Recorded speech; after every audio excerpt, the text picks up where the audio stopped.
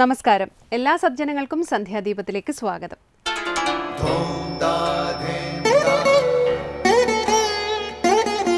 ശുഭം ഭവതു കല്യാണമായുസാരോഗ്യവർദ്ധനം സർവദുഃഖ വിനാശായ സന്ധ്യാദീപം നമോസ്തുതേ. നാമം ജപായനം പുണ്യം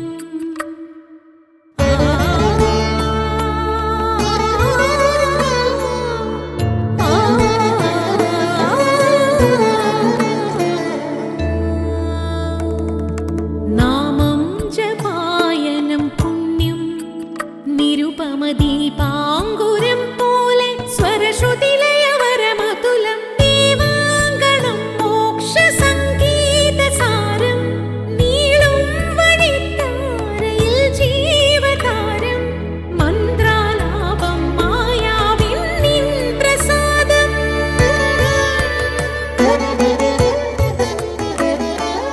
ഇരുൾ നീങ്ങിയുണരുന്ന തെളിനാളദീപം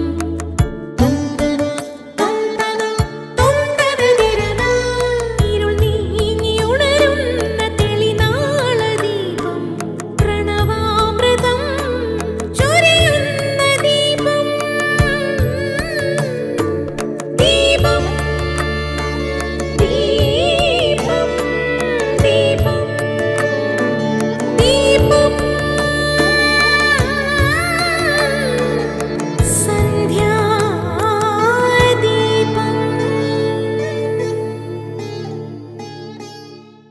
നരകത്തിന് കാമം, ക്രോധം, ലോഭം എന്നീ 3 വാതിലുകളുണ്ട്. അതുകൊണ്ട് ഇത് 3നെയും ത്യജിക്കണമെന്നാണ് ഭഗവാൻ ശ്രീകൃഷ്ണൻ പറയുന്നത്. നരകദ്വരങ്ങളെ പരിത്യജിക്കുന്നവർ പുണ്യവും ശ്രേയസ്സും നേടുന്ന സത്കർമ്മങ്ങൾ ചെയ്ത് മോക്ഷത്തെ പ്രാപിക്കണം. ഭഗവാൻ അർജുനനോട് പറഞ്ഞു, അല്ലയോ അർജുന, മുൻജന്മ കർമ്മവാസനയനുസരിച്ചാണ് ഏവരുടെയും സ്വഭാവവും ശ്രദ്ധയും സാത്വികമോ രാജസമോ താമസമോ ആകുന്നത്. സാത്വികരായവർ ദേവന്മാരെയും രാജസന്മാർ യക്ഷ രാക്ഷസന്മാരെയും താമസന്മാർ ഭൂതപ്രേതാദികളെയും പൂജിക്കുന്നു. ശാസ്ത്രവിധിയില്ലാതെ കാമരാഗ ബലത്തോടുകൂടി ശരീരത്തെയും അന്തര്യാമിയായിരിക്കുന്ന എന്നെയും പീഡിപ്പിച്ചുകൊണ്ട് യജ്ഞം ചെയ്യുന്നവർ അസുരബുദ്ധിയുള്ളവരാണ്. ഒരുവന്റെ സ്വഭാവം നിർണയിക്കുന്നതിന് അവൻ്റെ ഭക്ഷണം, യജ്ഞം, തപം, ദാനം എന്നിവ കണക്കിലെടുക്കേണ്ടതാണ്. ഇവ 3 വിധമുണ്ട്.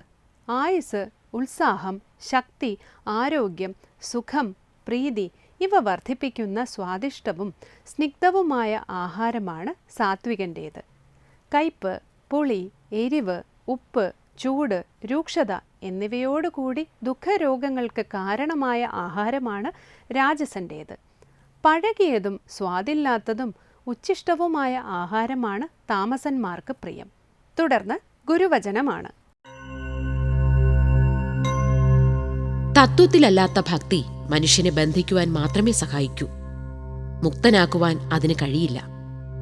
പടർന്നു വളരുന്ന മുല്ല മറ്റു വൃക്ഷങ്ങളെ ബന്ധിച്ചു പോകുന്നതല്ലാതെ മുകളിലേക്ക് വളരുന്നില്ല.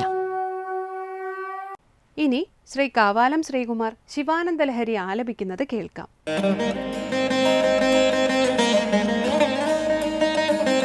സ്തവൈർബ്രഹ്മാദീനാം ജയ ജയ വചോഭി നിയമിനാം ഗണാനാം കേളീഭി മദകലമഹോക്ഷസ്യ കകുദി സ്ഥിതം നീലഗ്രീവം ത്രിനയനം ഉമാശ്ലിഷ്ടവപുഷം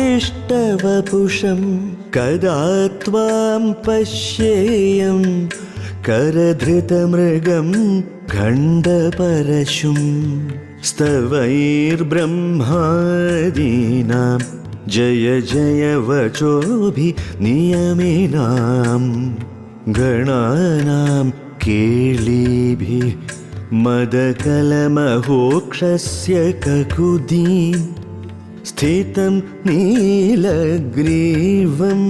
ത്രിനയനം ഉമാശ്ലിഷ്ടവപുഷം കദാ ത്വാം പശ്യേയം കരധൃതമൃഗം ഖണ്ഡപരശും. സന്ധ്യാദീപം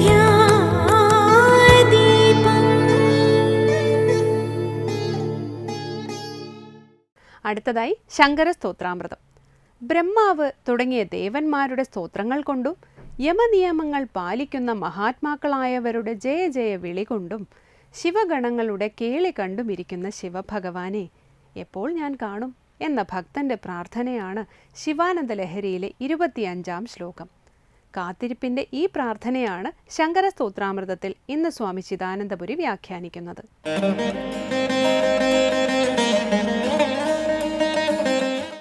ശങ്കരകൃതികളിൽ ശിവാനന്ദ ലഹരിയിൽ 24 ശ്ലോകങ്ങളാണ് നമ്മൾ ശ്രദ്ധിച്ചത്. തുടർന്ന് 25-ാമത്തെ ശ്ലോകം നോക്കൂ. സ്തവൈർബ്രഹ്മാദീനാം ജയ ജയ വചോഭിർനിയമിനാം ഗണാനാം കേളീഭിർ മദകലമഹോക്ഷസ്യ കകുദീ സ്ഥിതം നീലഗ്രീവം ത്രിനയനമുമാശ്ലിഷ്ടവപുഷം കദാ ത്വാം പശ്യേയം കരധൃതമൃഗം ഖണ്ഡപരശും. കഴിഞ്ഞ ശ്ലോകത്തിലെന്ന പോലെ ഈ ശ്ലോകത്തിലും എപ്പോൾ ഞാൻ കാണും എന്നുള്ള പ്രാർത്ഥനയാണ്. എപ്പോഴാണ് എനിക്ക് കാണാൻ പറ്റുക എന്നുള്ള ആകാംക്ഷയാണ്. പരാഭക്തിയിൽ ഭഗവാനെ തന്നെ ചിന്തിച്ച് ഭഗവാനിൽ തന്നെ ആസക്തമായ മനസ്സോടുകൂടി ഇനി എപ്പോഴാണോ ഭഗവത് സാന്നിധ്യാനുഭവത്തിൽ എന്തെങ്കിലും ന്യൂനതയോ മറ്റോ വരുന്നത്, അപ്പോൾ വ്യാകുലതയോടുകൂടി നിലകൊള്ളുന്ന ഭാവമാണ് പരാഭക്തി. ആ പരാഭക്തിയുടെ ഒരു തലത്തിലാണ് ഈ ഒരു ശ്ലോകം നമുക്ക് കാണാൻ കഴിയുന്നത്. നോക്കൂ. ബ്രഹ്മാദീനാം സ്തവൈഹി നിയമിനാം ജയ ജയ വചോഭിഹി ഗണാനാം കേളീഭിഹി മദകലമഹോക്ഷസ്യ കകുദി സ്ഥിതം നീലഗ്രീവം ത്രിനയനം ഉമാശ്ലിഷ്ടവപുഷം കരധൃതമൃഗം ഖണ്ഡപരശും കദാ പശ്യേയം. ഇവിടെ ചോദ്യം ഇതാണ്, കദാ ത്വാം പശ്യേയം, എപ്പോൾ ഞാൻ നിന്നെ കാണും. കദാ എപ്പോൾ, പശ്യേയം ഞാൻ കാണും, ത്വാം നിന്നെ. ഹേ പരമേശ്വര, നിന്നെ എപ്പോഴാണ് എനിക്ക് കാണാൻ കഴിയുക? എങ്ങനെയുള്ള പരമേശ്വരൻ്റെ രൂപമാണ് ഇവിടെ അനുസന്ധാനം ചെയ്യുന്നത്? നോക്കൂ. ബ്രഹ്മാദീനാം സ്തവൈഹി നിയമിനാം ജയ ജയ വചോഭിഹി ഗണാനാം കേളീഭിഹി മദകല മഹോക്ഷസ്യ കകുതി സ്ഥിതം നീലഗ്രീവം കദാ പശ്യേയം, എപ്പോൾ ഞാൻ കാണും? ബ്രഹ്മാദിദേവന്മാരുടെ സ്തവങ്ങളാൽ, സ്തോത്രങ്ങളാൽ, സ്തവൈഹി ബ്രഹ്മാദീന. സ്തവം എന്നാൽ സ്തോത്രം, സ്തുതി. ഏതൊന്നിൽ സ്തുതി അടങ്ങിയിരിക്കുന്നുവോ അതാണ് സ്തവം. സ്തുതി ഗുണകഥനമാണ്, മഹിമാകഥനം. ഈശ്വര മഹിമയെ പറയുന്നത് സ്തുതി. ബ്രഹ്മാവ് തുടങ്ങിയ ദേവന്മാർ, ബ്രഹ്മാവ് തുടങ്ങിയ എന്ന് പറയാൻ കാരണം അസംഖ്യേയങ്ങളായ ദേവഗണങ്ങളിൽ പ്രഥമ സ്ഥാനത്ത് നാം മാനിക്കുന്നത് ബ്രഹ്മാവിനെയാണ്. ബ്രഹ്മാ ദേവാനാം പ്രഥമ സംബഭൂവ. ദേവന്മാരിൽ പ്രഥമനായിട്ട് ബ്രഹ്മാവ് സംഭവിച്ചു എന്ന് ശ്രുതിയുണ്ട്. അതുകൊണ്ട് ബ്രഹ്മാവ് തുടങ്ങിയ ദേവന്മാരുടെ സ്തവങ്ങളാൽ, സ്തോത്രങ്ങളാൽ ബ്രഹ്മാവ് തുടങ്ങിയ ദേവന്മാർ നിരന്തരം ഭഗവാനെ സ്തുതിക്കുകയാണ്. അത്തരം സ്തോത്രങ്ങളെ കൊണ്ടും നിയമിനാം ജയ ജയ വചോഭിഹി, നിയമികളായവരുടെ, നിയമികൾ എന്ന് പറഞ്ഞാൽ യമനിയമങ്ങളെ പാലിക്കുന്നവർ, സാമാന്യമായി ഇന്ദ്രിയ മനോബുദ്ധികളാകുന്ന ഉപാധികളെ നിയന്ത്രിക്കുന്നവരെന്നർത്ഥം. അതാണ് നിയമികൾ, തീർത്തും നിയമത്തിൽ വ്രതത്തിൽ വസിക്കുന്നവർ, തൻ്റെ ഇന്ദ്രിയങ്ങളെ മനസ്സിനെ പൂർണ്ണമായും നിയന്ത്രിക്കുന്നവർ, അതാണ് നിയമികൾ. ഇനി യോഗസാധനകളിലേക്ക് നമ്മൾ പോയി കഴിഞ്ഞാൽ യോഗാംഗമായിട്ട് നമുക്ക് നിയമങ്ങളെ കാണാം. അപ്പോൾ യോഗാംഗമായി പറയപ്പെട്ട നിയമങ്ങളെ പാലിക്കുന്നവരാരോ അവർ നിയമികൾ. ശൗച, സന്തോഷ, തപ, സ്വാധ്യായ, ഈശ്വര പ്രണിധാനങ്ങളാണ് നിയമങ്ങൾ. ഇപ്പോൾ യോഗശാസ്ത്രത്തിൽ പറയുന്ന നിയമങ്ങൾ ശൗചം, അകത്തും പുറത്തും ശുദ്ധി പാലിക്കുക. സന്തോഷം, എപ്പോഴും മനസ്സിൽ സന്തോഷം നിലനിർത്തുക. തപസ്, ഇന്ദ്രിയ മനസ്സുകളെ നിഗ്രഹിക്കാൻ നിയന്ത്രിക്കാനുള്ള സാധനാക്രമങ്ങളിൽ ഏർപ്പെടുക. സ്വാധ്യായം, ഓംകാരജപം അഥവാ വൈദിക ധാർമ്മിക സദ്ഗ്രന്ഥങ്ങളുടെ പാരായണം, മനനപൂർവകമായ പാരായണം, അതൊക്കെ സ്വാധ്യായാവാം. ഈശ്വര പ്രണിധാനം, ഈശ്വരോപാസന, ഈശ്വരനിലുള്ള സമർപ്പണം, സമർപ്പണ ഭാവത്തോടു കൂടിയുള്ള പ്രാർത്ഥനാധികം, ഇത്രയും ചേർന്നാൽ അതിന് നിയമം എന്ന് പറയാം. ശൗച, സന്തോഷ, തപ, സ്വാധ്യായ, ഈശ്വര പ്രണിധാനാനി നിയമാനി, അതാണ് നിയമങ്ങൾ. അപ്പം ഇങ്ങനെ നിയമങ്ങളെ ജീവിതത്തിൽ അല്പവും വ്യതിചലിക്കാതെ പാലിക്കുന്നവരാരാണോ അവരാണ് നിയമികൾ. അങ്ങനെ നിയമികളായിട്ടുള്ള മഹാത്മാക്കളുടെ ജയ ജയ വജോഭിഹി, ജയ ജയ എന്നുള്ള വാക്കുകളെ കൊണ്ട് ശോഭിക്കുന്നവൻ, നിലകൊള്ളുന്നവൻ. ആദ്യം പറഞ്ഞു ബ്രഹ്മാദീനാം സ്തവൈഹി സ്ഥിതം, ബ്രഹ്മാവ് തുടങ്ങിയ ദേവന്മാരുടെ സ്തവങ്ങളെ കൊണ്ട്, സ്തോത്രങ്ങളെ കൊണ്ട് നിലകൊള്ളുന്നവൻ, അതെല്ലാം കേട്ട് ആനന്ദിച്ച് നിലകൊള്ളുന്നവൻ. 2 നിയമിനാം ജയ ജയ വജോഭിഹി, നിയമികളായ മഹാത്മാക്കളുടെ ജയ ജയ എന്നുള്ള വാക്കുകളെ, അവയെ കേട്ടുകൊണ്ടിരിക്കുന്നവൻ. 3-മതായിട്ട് പറയാണ് ഗണാനാം കേളീഭിഹി, ശിവഗണങ്ങളുടെ കേളികളാൽ അവയെ കണ്ട് കേട്ടിരിക്കുകയാണ്. ശിവഗണങ്ങൾ, സകല ഗണങ്ങൾ,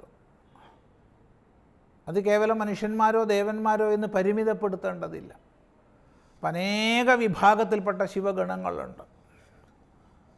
അത്തരം ഗണങ്ങളുടെ കേളികളാൽ, വിവിധ കളികളാൽ, പിന്നെ മതകളമഹോക്ഷസ്യ കകുതി സ്ഥിതം, മതകലയോടുകൂടിയ, അത്രയും ഊർജ്ജസ്വലതയോടുകൂടിയ മഹോക്ഷസ്യ, മഹോക്ഷം വലിയ കാള, നന്ദികേശ്വരനെയാണ് അവിടെ അർത്ഥമാക്കുന്നത്. അപ്പോൾ വലിയ കാള, ആ കാളയുടെ കക്കുതി, പൂഞ്ഞിൽ, കാളയുടെ പൂഞ്ഞിൽ ചേർന്നിരിക്കുന്നവനായ സ്ഥിതം, ഇരിക്കുന്നവനായ നിന്നെ എപ്പോൾ ഞാൻ കാണും എന്നാണ് ചോദിക്കുന്നത്. എങ്ങനെയുള്ള ശിവനെ അത് തുടർന്ന് പറയുന്നു. നമുക്ക് അടുത്ത പ്രാവശ്യം ശ്രദ്ധിക്കാം.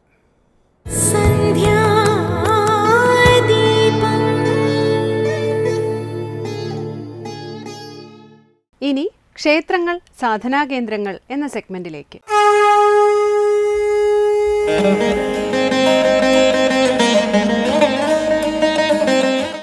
അവനവൻ്റെ ഉപാസനാ മാർഗത്തെ കണ്ടെത്തുന്നതിനുള്ള ഒരു ആന്തരിക ശാസ്ത്രശാഖ എന്ന നിലയ്ക്കാണ് തന്ത്രശാസ്ത്രം എന്ന ഒരു ശാസ്ത്രധാര നമ്മളെ മുന്നോട്ട് നയിക്കുന്നത്.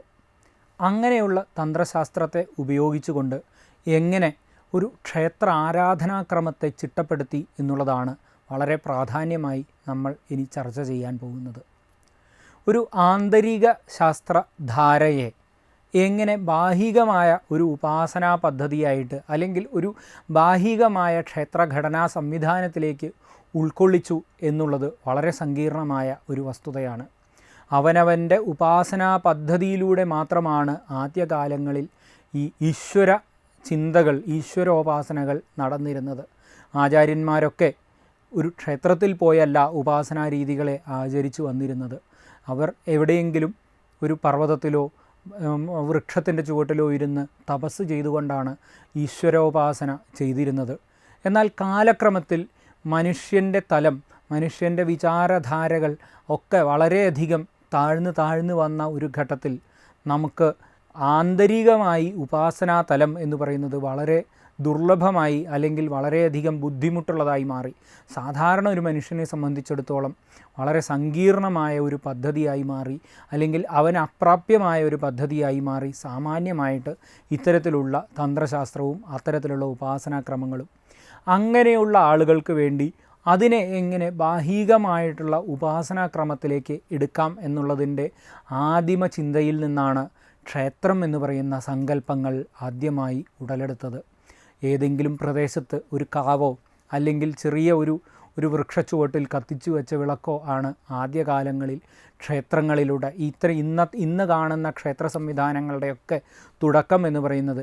അവിടെ ആദിമ മനുഷ്യൻ വളരെ ശക്തിമത്തായി അവൻ്റെ പ്രാർത്ഥനകളെ, അവൻ്റെ സങ്കടങ്ങളെ ആ കല്ലിനോട് അല്ലെങ്കിൽ ആ വൃക്ഷത്തോട്, ആ കത്തിച്ചു വെച്ച തിരുനാളത്തോട് ആവർത്തിച്ച് പ്രാർത്ഥിച്ചപ്പോൾ അതിന് എവിടെയൊക്കെയോ ഫലങ്ങളുണ്ടായി. അതിൻ്റെ തുടർച്ചകളായി അവിടെ ഒരു വലിയൊരു ആരാധനാ കേന്ദ്രങ്ങളുണ്ടായി മാറി എന്നുള്ളതാണ് സാമാന്യമായി ഒരു തന്ത്ര സംവിധാനം എന്നുള്ള വിഷയത്തെ അധികരിച്ചു കൊണ്ടല്ലാതെ ചിന്തിക്കുമ്പോൾ, ഒരു ക്ഷേത്ര ആരാധനാക്രമത്തെ നമ്മൾ ചിന്തിക്കുമ്പോൾ നമുക്ക് മനസ്സിലാക്കുവാൻ സാധിക്കുക. ഇത്തരത്തിലുള്ള ഉപാസനാക്രമങ്ങളെ കൂടുതൽ ജനകീയമാക്കുകയും കൂടുതൽ ജനങ്ങൾക്ക് സ്വീകാര്യമാകുന്ന വിധത്തിൽ, അല്ലെങ്കിൽ കൂടുതൽ സാധനാക്രമങ്ങളുടെ സങ്കേതങ്ങളായി ക്ഷേത്രങ്ങളെ പരിവർത്തനപ്പെടുത്തുകയും ചെയ്യുന്നതിൽ ക്ഷേത്രത്തിലേക്ക് തന്ത്രശാസ്ത്രം എന്ന് പറയുന്ന ഒരു സംവിധാനം കടന്നു വരുന്നതോടുകൂടിയാണ് അതിനുള്ള മാറ്റങ്ങൾ ഉണ്ടായി തുടങ്ങുന്നത് എന്നുള്ളതാണ് വസ്തുത. ഇവിടെ ക്ഷേത്രം എന്ന് പറയുന്ന സംവിധാനം അടിസ്ഥാനപരമായി ഒരു ആരാധനാ കേന്ദ്രങ്ങൾ ആണ് എങ്കിലും അതിനപ്പുറം ഉപാസനാ സങ്കേതങ്ങൾ എന്ന നിലയിലാണ് ഓരോ ക്ഷേത്ര സംവിധാനത്തെയും നമ്മൾ ഇന്നത്തെ കാലത്ത് മനസ്സിലാക്കേണ്ടത്. അതുകൊണ്ട് തന്നെ ക്ഷേത്ര ആരാധനാക്രമങ്ങളിൽ ഇത്തരത്തിലുള്ള തന്ത്രശാസ്ത്ര പദ്ധതികൾക്കുള്ള പ്രാമുഖ്യം വളരെ വലുതാണ്. തുടർന്ന് അങ്ങോട്ട് നമ്മൾ ചിന്തിക്കുന്നത് എങ്ങനെ വിഗ്രഹാരാധന മുതലായ കാര്യങ്ങൾ ഒരു ക്ഷേത്ര സംവിധാനത്തിൻ്റെ അടിസ്ഥാന ശിലാരേഖയായി മാറി എന്നുള്ള കാര്യങ്ങളാണ്. അതിലേക്കാണ് നമ്മൾ തുടർന്നുള്ള അധ്യായങ്ങളിൽ ചിന്തിക്കുന്നത്. അടുത്തതായി ദീപാരാധനയാണ്. ക്ഷേത്ര സന്നിധിയിലെത്തി മംഗളാരതി തൊഴുത് ഇന്നത്തേക്ക് മടങ്ങാം. എല്ലാവർക്കും നമസ്കാരം.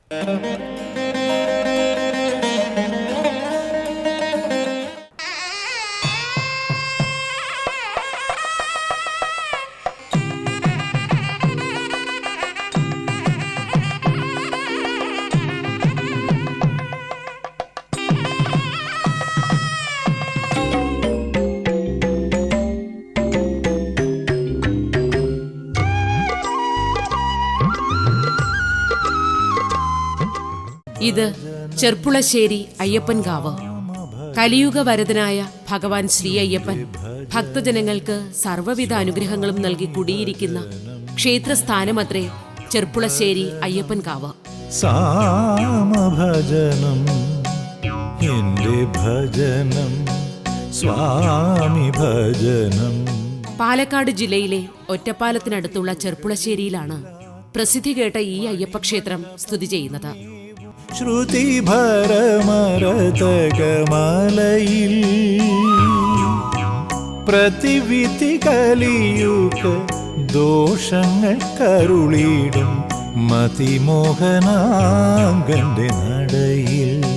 സ്കന്ദപുരാണ പ്രകാരം അസുരന്മാരിൽ നിന്നും അമൃത് വീണ്ടെടുക്കുന്നതിനായി മോഹിനി രൂപം ധരിച്ച വിഷ്ണുവിൽ ഭ്രമിച്ച ശിവന് ആ വിഷ്ണുമായയിലുണ്ടായ പുത്രനത്രേ ശാസ്താവ്.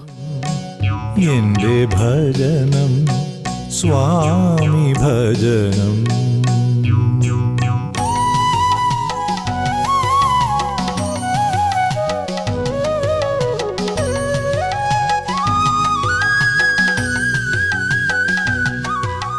ശാസ്താവിന് കുടുംബസ്ഥനായും അല്ലാതെയുമുള്ള ഭാവസങ്കല്പങ്ങളുണ്ട്. എന്നാൽ അയ്യപ്പൻ നിത്യബ്രഹ്മചാരിയായാണ് ആരാധിക്കപ്പെട്ടു വരുന്നത്. സ്വയംഭൂ പ്രതിഷ്ഠകൾ, ശിലയിലും ലോഹത്തിലും നിർമ്മിച്ച രൂപവിഗ്രഹങ്ങൾ എന്നിവയാണ് കേരളത്തിലെ ശാസ്താക്ഷേത്രങ്ങളിൽ പൊതുവെ കാണപ്പെടുന്നത്.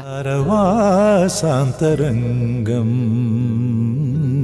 ഭജനം സാമഭജനം പഴയ അയ്യപ്പൻ പാട്ടുകളിൽ സൂചിപ്പിക്കുന്ന നിരവധി അയ്യപ്പൻ കാവുകളിൽ ഒന്നത്രേ ചെർപ്പുളശ്ശേരി അയ്യപ്പൻ കാവ്.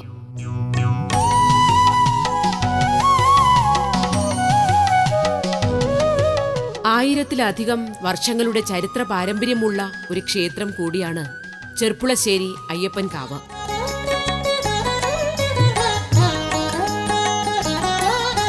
ഇന്ന് വള്ളുവനാടൻ പ്രദേശത്തെ കീർത്തികേട്ട ക്ഷേത്രങ്ങളിലൊന്നായ ചെർപ്പുളശ്ശേരി അയ്യപ്പൻ കാവിന്റെ പ്രതിഷ്ഠയുമായി ബന്ധപ്പെട്ട് പറഞ്ഞു കേൾക്കുന്ന ഒരു ഐതിഹ്യമുള്ളത് ഇപ്രകാരമത്രേ.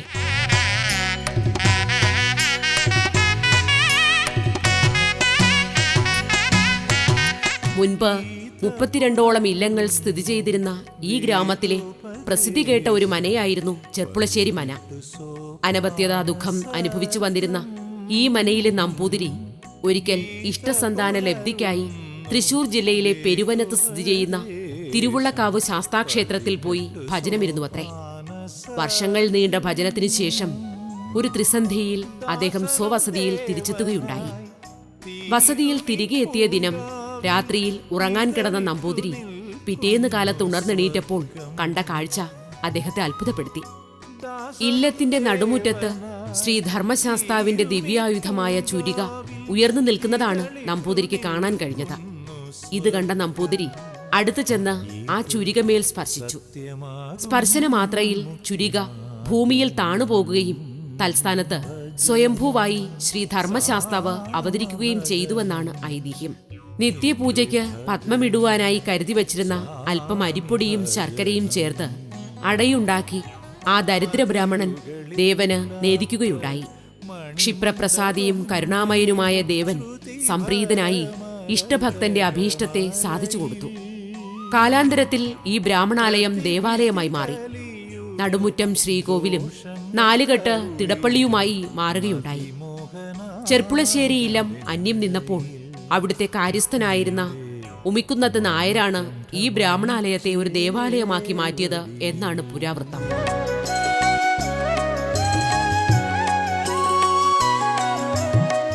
മുഖ്യദേവനായ അയ്യപ്പസ്വാമിയെ കൂടാതെ നവഗ്രഹങ്ങൾ, ഗണപതി, ശിവൻ, രക്ഷസ്, നാഗരാജാവ് എന്നിവർ ഉപദേവന്മാരായും ചെർപ്പുളശ്ശേരി അയ്യപ്പൻ കാവിൽ കുടികൊണ്ടു.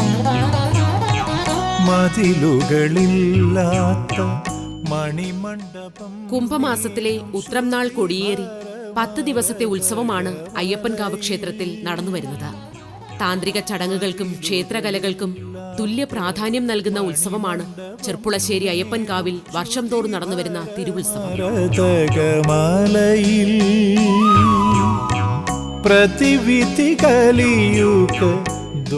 എട്ടാം വിളക്കാണ് ക്ഷേത്രത്തിലെ തിരുവുത്സവത്തോടനുബന്ധിച്ച് നടത്തിവരുന്ന ഒരു പ്രധാന ചടങ്ങ്.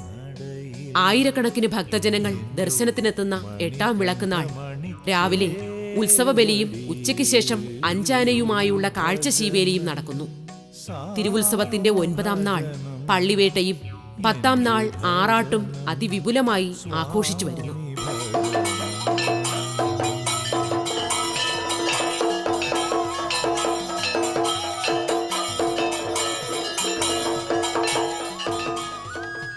ഭക്തജനങ്ങളുടെ ദുരിതാവസ്ഥയെ ദൂരീകരിക്കുന്നതിനു വേണ്ടി അനുഗ്രഹാശിസ്സുകൾ നൽകി കടാക്ഷിക്കുകയാണ് കരുണാമൂർത്തിയും ആശ്രിതവത്സരനുമായ സാക്ഷാൽ അയ്യപ്പസ്വാമി ചെർപ്പുളശ്ശേരിയിൽ.